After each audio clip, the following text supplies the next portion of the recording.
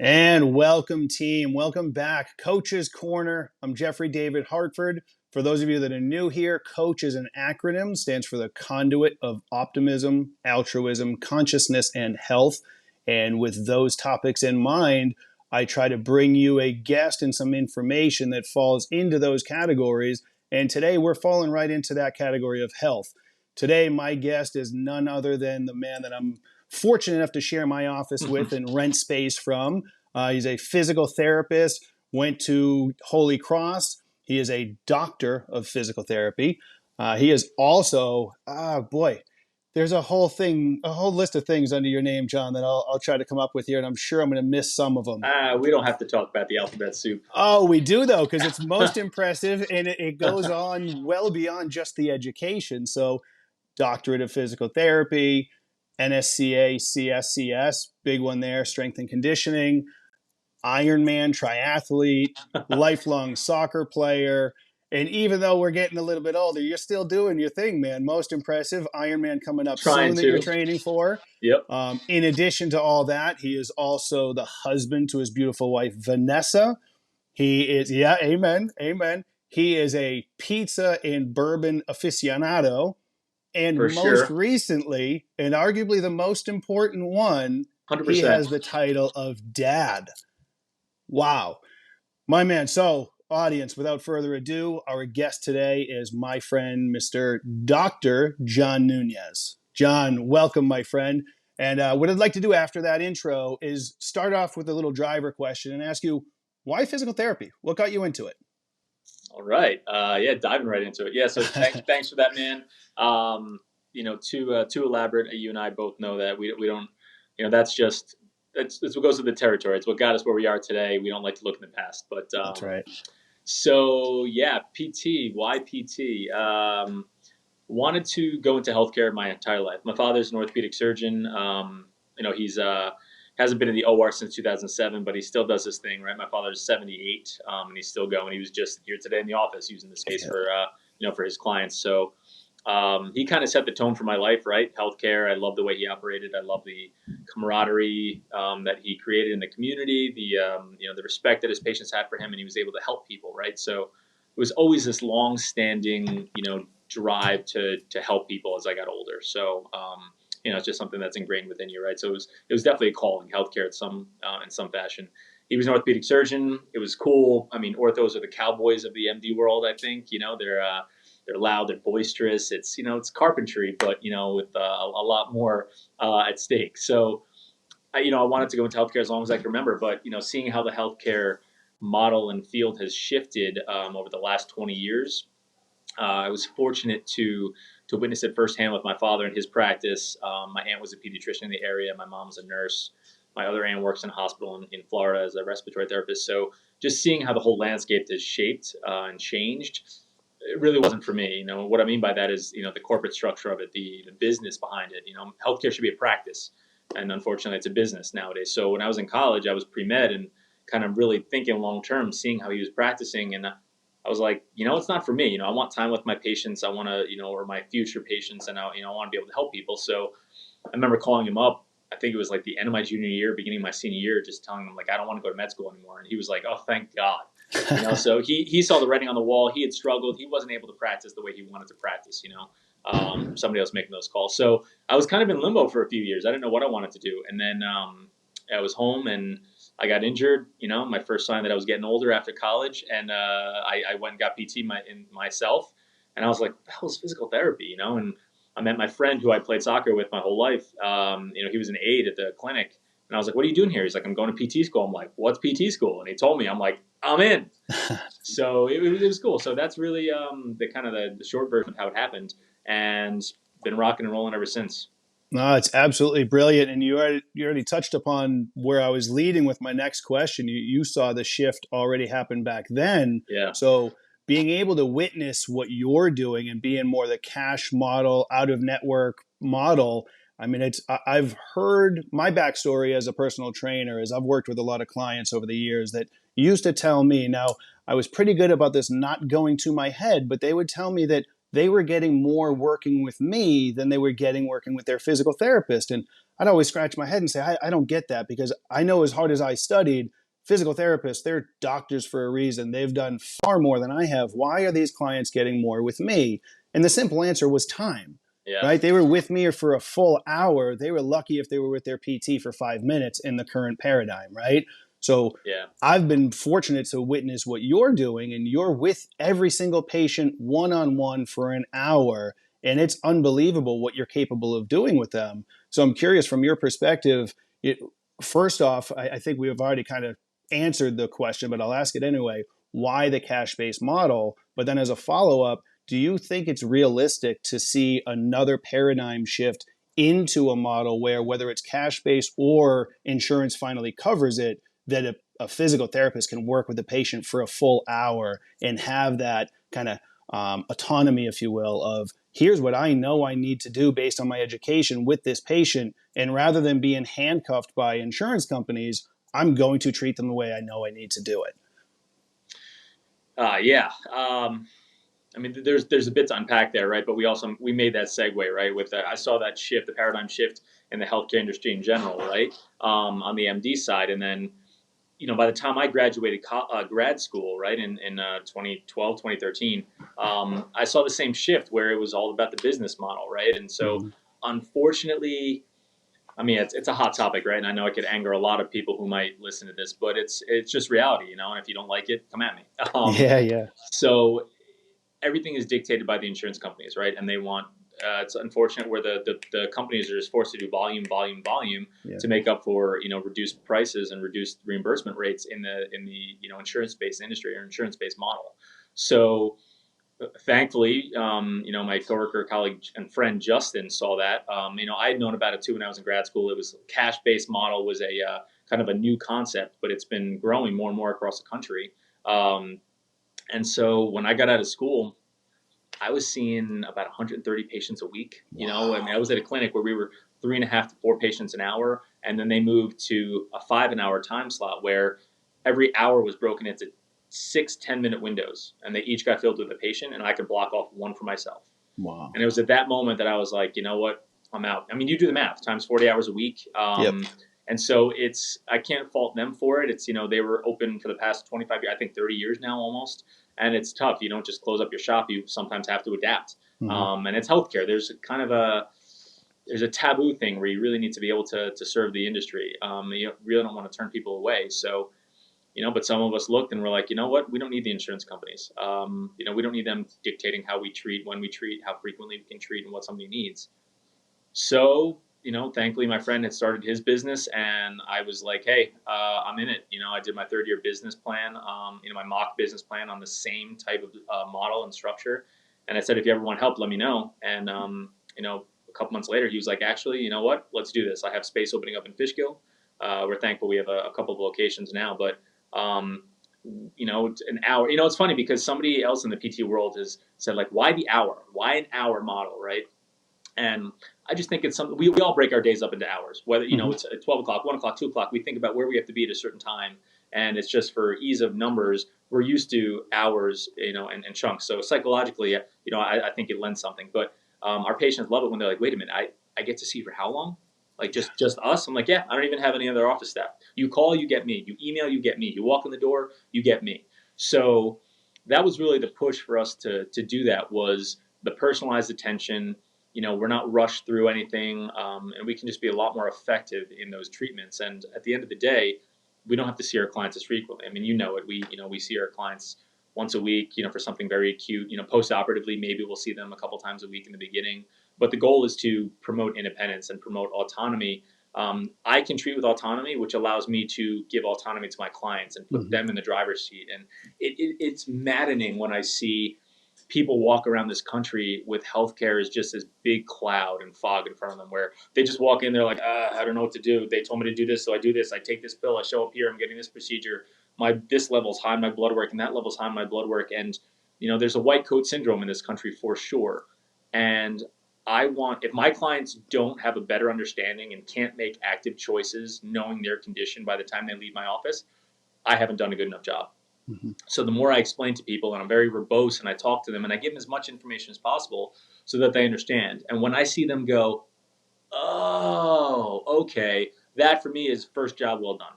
So that's the only way we can, we can do that, is make sure we have enough time where we're not rushed through, and we can give them what they need. And as far as I'm concerned, things should be changing week to week. They shouldn't be doing the same things week after week after week. So it just provides for a much better way for us to provide the top notch service that we really want and that people deserve. So that's why we made that shift. And honestly, if other people don't like it, other people in my industry, which they really they push back on the model. And listen, I can't help you there. Like we're here, we're servicing everybody too, just like you are. Let people make their own decisions. For sure. And it's interesting, again, I'm a little biased. Obviously, we're friends, Yeah, but that friendship, although it did start, we met each other well before we both started in the office. It's grown over the years. So I'll be the first to admit, yes, I'm biased, but that bias isn't just based on the friendship. It's based on what I've witnessed over the years. And what I will say is, while I am biased, and I'll put you above any PT I've ever met, and maybe that's not fair to some, maybe it is, what have you, that's just where I stand. The reality, as we both know, is from an educational standpoint, it's not as if your education was head and shoulders above everybody else's, but a lot of it is, what makes you a unique individual. I happen to agree with a lot of that, so that puts you up there as well. right. But in fairness to the rest of them, it's not necessarily their fault per se that they're in that old paradigm. And I think, in a sense, they might be slightly, I don't know if I want to say this, so I'll say brainwashed in a Okay. sense, I right? thought you were going to say stuck in the mud. Well, yeah, but I think it's because in some sense they believe that that's the way to do it. But I don't Yeah. know. Like, I think they've been convinced it is, and maybe many people are Yeah. afraid of the risk that comes with the change of I becoming think cash that's the based. big that's the bigger part, right? Is Sure. I'll say I'm very fortunate. I was in a position to take that risk when I first opened up with Justin, or started with Justin, I should say. It was a massive risk. Hmm. I had no clue. I had to go out and market and get all my own. I was a new grad. I don't even want to tell you how many loans I have, and that's a topic for a different day with my field. But I was, in the long run, I was like, well, it's quality of life. It's the way I want to treat. I'll sleep better at night, and I'm not going to feel like I'm running around with the chicken with my head cut off. So a lot of people. So the way I've come to describe it to, I have some brilliant colleagues, some brilliant classmates of mine. Some of them I wouldn't trust as far as I can throw them, but some brilliant classmates of mine, colleagues in the area. And I'm by no means the smartest guy in the world. Like, if you want to ask me about my GPA in college and where my priorities were, like, yeah, we can talk about that over a beer. But I'm not the smartest guy. I don't have an eidetic memory, and I'm not the best therapist in the world. But we put ourselves in a position to succeed. I'm not seeing 140 plus people a week. So I actually have the time and the energy to devote to continuing education, following the trends in healthcare. You and I both know fitness, healthcare, these, science in general, these fields are dynamic. They're changing year after year after year. We should not be doing the same thing we've been doing, for the past 10, 15 years, just because it's the way we've done it. Hmm. No, I mean, we know the research and science has shown we shouldn't be doing things like that anymore. And so there really is a strong onus on us to be better, right? Like, to be that. If we want to claim that we're the top in the area, we need to actually be the top in the area, not just claim it because we have our doctorate and we have this and that. And so does everybody else. Everybody can go take the same courses I took and claim that they have all these letters after their name, but you and I both know results speak louder than credentials do. 100%. So what I've come to find is that these other colleagues of mine in other areas or other clinics, they're not put in a position to succeed. Hmm. And so that's what the model presents, is a very predictable, a very short, nearsighted model of what healthcare can be. And again, some of them are branching out, and some of them are doing their own thing, and that's great. We should all build each other up, right? It's not about, I don't want the other clinic down the road to be bad. I want Hmm. the same way I want all schools in the area to be good. I want all doctors in the area to be good, all PTs in the office to be good. It's a service-based industry. There's only so many hours in the day. I Yeah. can't treat everybody in the area. So Yep. I like that a lot of people, are branching out. We try and do this thing called PT Pub Night, where we try and get a bunch of PTs together from different places and just go grab a beer together, hang out, talk about what's going on, collaborate with one another. But unfortunately, because healthcare is now a business as well, Mm-hmm. people see that as competition, and it's Sure. frustrating. And so that's just one other way that we can push back and kind of be like, yeah, I don't care, I still want to be your friend. Yeah, you work at that other clinic, you own that other clinic. That's awesome. How's it going for you guys? Like what are the struggles that you feel like you're facing? Where do you find like you're succeeding the most? How can we help each other, kind of thing. So I can't tell you how many times I refer to other clinics because people can't see me scheduling, finances, whatever it might be. For sure. Car accidents. I can't see people that because no fault. That insurance model is very specific, and they need to go see somebody in network. So Mm-hmm.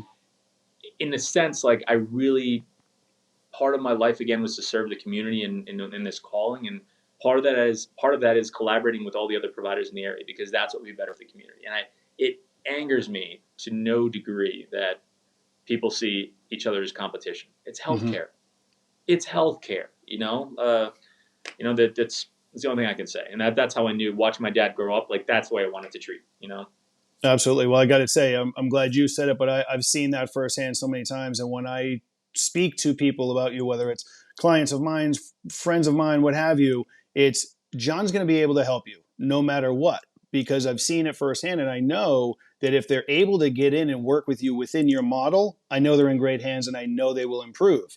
However, if it doesn't work for them, if they're in a position where they need to go through their insurance, they don't have out of network benefits, all these different things. And as you said, maybe they can't afford it for whatever the reason is. I've seen you refer out, and there are clinics in the area that I know you trust, that I know you speak highly of. So just because they're handling it a different way doesn't mean you speak down upon them, and doesn't mean that they're necessarily wrong. There's still some brilliant therapists out there. They're just in a different paradigm still, and I personally would love to see that change.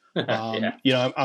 We're even seeing it within more the medical practice across the board with the growth of functional medicine doctors and Yeah. more cash based there as well. Now, what I wanted to eventually grow to, and this will definitely be a conversation for another day. We could go for a while on this one, but how do we get to a point where healthcare becomes true healthcare, and it Yeah. becomes something that everybody has access to, and it isn't just about the money end of things? And it's oh boy, I'll bite my tongue there. It'll be a deep conversation to be had one day. That'll be something we'll definitely add in on. Yeah. I, Um, I, yeah, I think you're going to see a dichotomy in the next 10 years. I mean, you're already seeing it now, right? The mhm. the concept of wellness, right, Sure. is a novel concept. Intuitively, we all know what it means, and we all knew that growing up, having better posture, eating your vegetables, getting good exercise, getting good sleep was good for your body, right? Your overall wellness. But and it's sad that in this country we have to preach wellness and that it's not intuitive, and Hmm. that people don't just do it on their own. So you asked the question before, like, do I ever think that, our healthcare model will get to the point where it allows everybody get treated one on one for that time? And the short answer is no. Hmm. We get a lot of things right in this country. We have a lot of prosperity in this country, but money rules all. Money talks. And I think we're too far down the rabbit hole into the healthcare game that insurance companies are sticking around. I mean, they're powerful. They have a lot of money. And they dictate a lot. And like you said, there are going to be too many providers that are scared to Hmm. break away from it. Like if I could get all my PTs together in the area, all of them in Dutchess County, and be like, hey guys, listen, we're going to change the landscape in Dutchess County. Nobody's accepting any of the contracts that the insurance companies are giving us. That way we're going to push back, and then all their clients that live in the area are going to be pissed, and they're going to be forced to change the reimbursement fee schedules. That's not going to happen. Right. You're never going to get everybody on the same page. People are like, well, no, that's what they're giving us, and I don't want to. And that's fine. Yep. Not everybody is meant to push back. Not everybody is going to, be willing to take that risk. And I get that. So I don't think that's ever going to change. Insurance companies rule, the healthcare industry because they dictate almost everything. And so I think what you're going to see is a dichotomy moving forward where you're going to have both options. You're going to Hmm. have, I mean, there are entire hospitals that are out of network now. I mean, you could go on the website and you want to, it's like looking at a menu. It's a la carte. You want Yeah. a hip replacement, you want a total, partial, anterior, posterior approach, local anesthesia. I'm joking. You don't get Sure. to choose Sure. everything, right? But it's, somewhat hyperbole where, you do have all these options in front of you, and this is what it costs up front, I sh- insurance or healthcare is the only industry that I know of where the consumer cannot go directly to the provider and ask the price. Right. You go to a place for an MRI or an X-ray, which you don't always need, and you say, "What's the price for this?" Well, what's your insurance?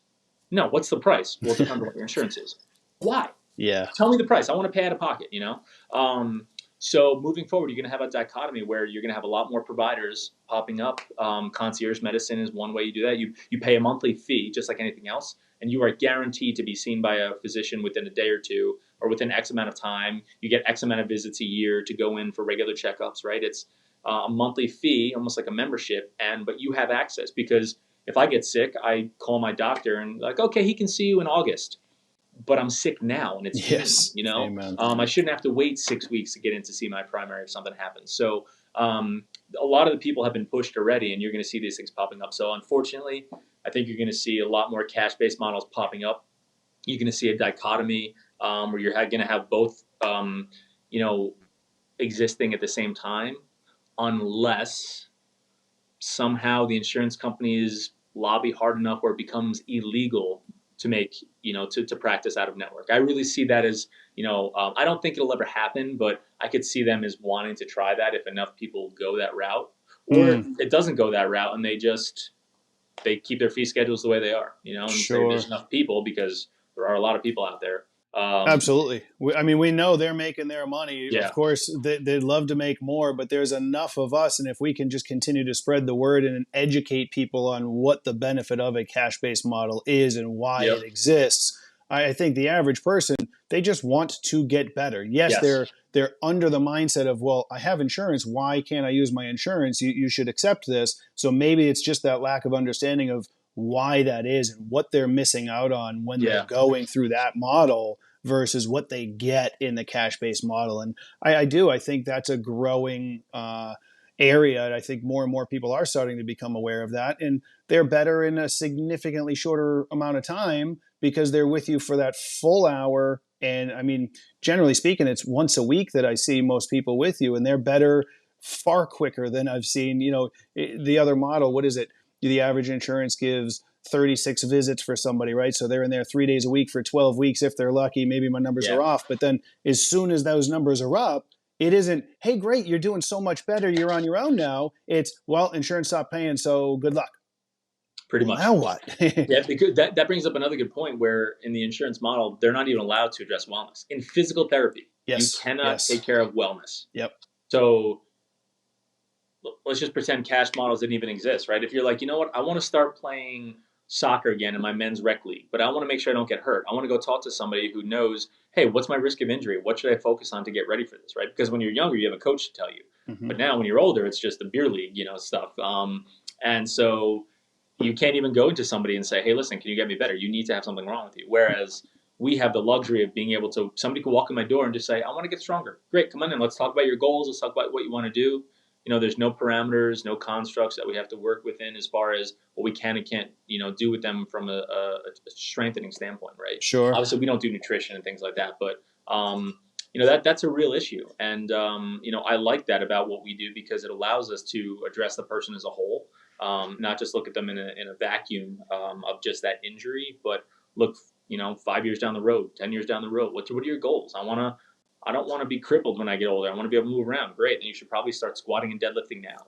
Lean muscle tissue, the biggest predictor of health, into later stages of life, later decades of life. So we can do that with people, which is nice. And you also Amen. you did also say, like, I have insurance. How come you don't take it?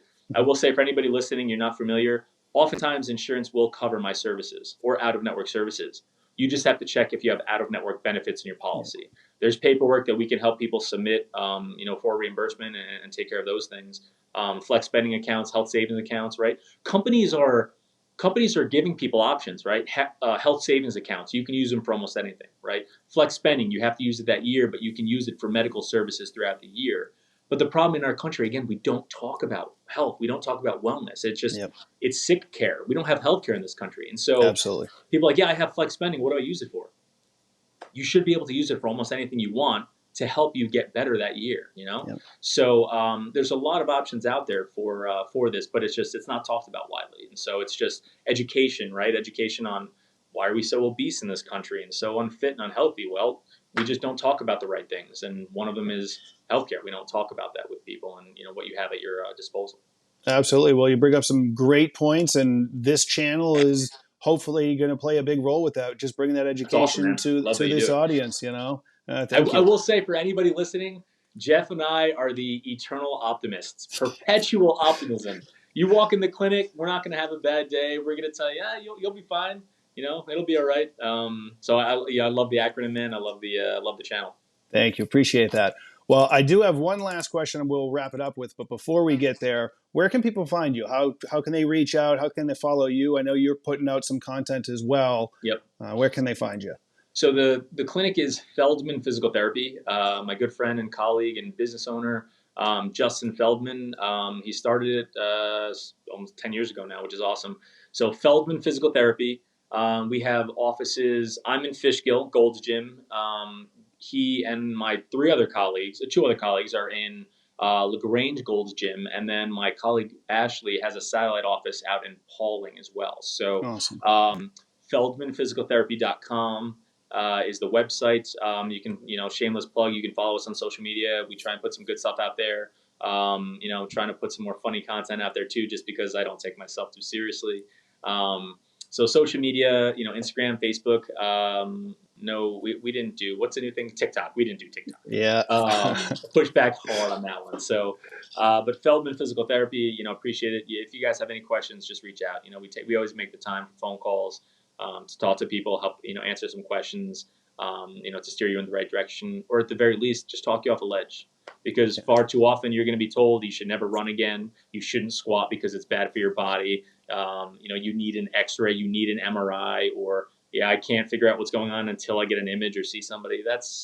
Those are all common myths that we love to dispel. So if you have questions, let's have a chat, right? Come in for a cup of coffee. We can chat about, what might be best for you, before you even start to go down the road of scheduling any appointments. So, we really, we love to talk to people, meet new people.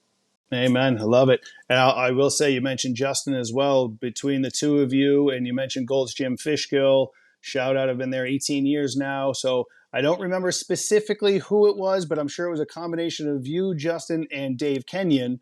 But there, oftentimes we hear this saying, luck is when preparation meets opportunity, right? Yep. And one of the luckiest things that happened to me in my career was you guys saving the office for me in the office space. And I didn't even know it was there and available for me.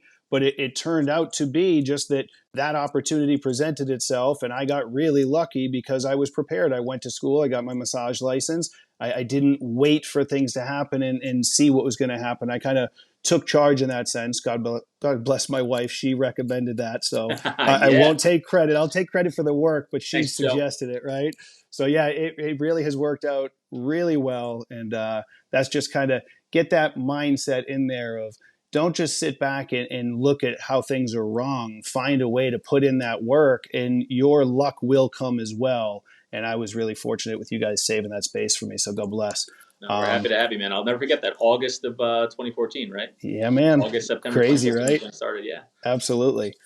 All right. So my last question, one of the things that I really love about listening to you with your patients is you often talk about these benchmarks that you set for them, things that you're looking for them to get to. And that's kind of, depending on what their goals are, they might continue working with you in some capacity after that. But this is what you're looking for them to get to as they're recovering from things. And I love that stuff. So I've got 3 examples, if we can give the listeners now something to have in mind of what benchmarks you look for recovery from these injuries. So coming back from pretty common injuries, I'm thinking an ACL rehab, a lumbar rehab, and rotator cuff rehab. So now in each of those areas, right, there could be a multitude of reasons that they're rehabbing from that. But at that point, they've whatever level they came from, they're at that point that you're seeking out those benchmarks. So do you have a couple that you can give us some examples for people to walk away with today? Yeah, easily. What was the first one you said? ACL? ACL, yeah. So with an ACL, I mean, you need to be able to tolerate your knee bending. And let's be honest, guys, your knee is a hinge joint. It bends and it straightens. It really doesn't do too much more than that. So your focus should be on quads, quads, quads, right? I think the way I heard it put at a course was just quadzilla, man. Like you should get in the gym. So contrary to popular belief, knee extensions are not bad for your knee in most circumstances. It's a great way to isolate the knee, but you need to be able to load the knee up. You need to be able to lower yourself down, from an 8 to 10 inch step, holding 20% of your body weight. And you need to do that perfectly, meaning I don't want you to use your hips. Hmm. So that's a very static way of assessing knee strength, right? Is I'll have somebody do a forward or lateral step down using their involved leg to lower themselves down with like 20% of their body weight. And I just want to see the knee moving. Your torso should be upright the whole time. As soon as you start to lean forward, you're getting your hips into gear, and you're taking some of the stress off of that knee. And so whether it's subconscious or whether it's intentional, we need to fix that and make sure that your knee can tolerate that. Right. That's a very static way of looking at pure strength. Hmm. From a more dynamic standpoint, right? If we have athletes getting back to activity, there's certain jumping requirements that you need to be able to do, and there are a lot of benchmarks to kind of address there. But you should be able to power squat, meaning 5 quick reps of half of your body weight. I like down and up, full range, 5 reps in 5 seconds. That's Okay. usually a great way to know whether you're ready to even start jumping around and doing things again. Whether you're a high school athlete trying to play soccer again, or whether you're a recreational athlete, you're in your 30s and you want to play in the kickball league and you tore your ACL rounding first base because you hadn't done it in 10 years. If you want to get back to kickball once a week, or you want to get back to soccer full time in college, you still need to be able to do power movements. So you need to have the strength there. So for the ACL, that's one way to look at it. If your back is bothering you, easy. You need to be able to farmer carry 1.5 times your body weight for like 30 seconds, right? Or Right. your body weight for a minute. Sounds heavy, right? Anybody listening? Your whole body weight for a minute or 1.5 times it for 30 seconds? Yeah, it's because it is tough. And that means your back and your spine can handle the type of load while moving. Um, you need to be able to deadlift at least your body weight 10 times, like no questions asked. So those are two of the common ones for the back. And the shoulder's tough, right? It's a very complex joint, so it really Hmm. depends on what injury, what structure was involved. But we've talked about it. One of the gentlemen we follow, right, John Russin. Yep. You need to have good scapular strength. All the muscles in the back by your shoulder blade. You need to be doing a lot more pulling than you are pushing. And Yes. in the gym, the chest muscles, or the biceps. Those are the powerful muscles. Those are the ones everybody focuses on, right? They want to, at least for the guys, right? Curls for the girls and chest to impress kind of thing. But you need to be doing 3 times as much pulling as you are pushing, right? So all the row variations, you need to get comfortable with a lot of rows, horizontal and vertical. So you really need to strengthen the shoulder blade. That should be first and foremost before we even start thinking about any kind of rotational or overhead motions. So, getting comfortable, getting a good routine, incorporating, 3 times as much pulling as you are pushing is the first place to start for the shoulder. So, Fantastic. That was awesome. I think we just gave some serious value to the listeners. love it. That being said, those of you listening, shoot a comment here. Let us know if there's more that you want us to cover in the future, because I'm certain we will be doing this again multiple times, most likely. Feel free, like, comment, share, all those good things, subscribe. If I didn't say those, my producer would take it out on me. So I got to make sure I cover the ground there. That's not Yep. quite natural for me, but I'll get there eventually. I think we're there. So, John, thank you so much for this. This was a long time coming. I know we're both Yeah. busy guys, but we made it happen, and We'll keep we doing will it. be We'll work doing it it out. again. Absolutely. I So, appreciate the time. everyone, yeah, amen. Everyone, thanks for sticking around with us. We will be back eventually, and until then, God bless. Have a great day. Here's all.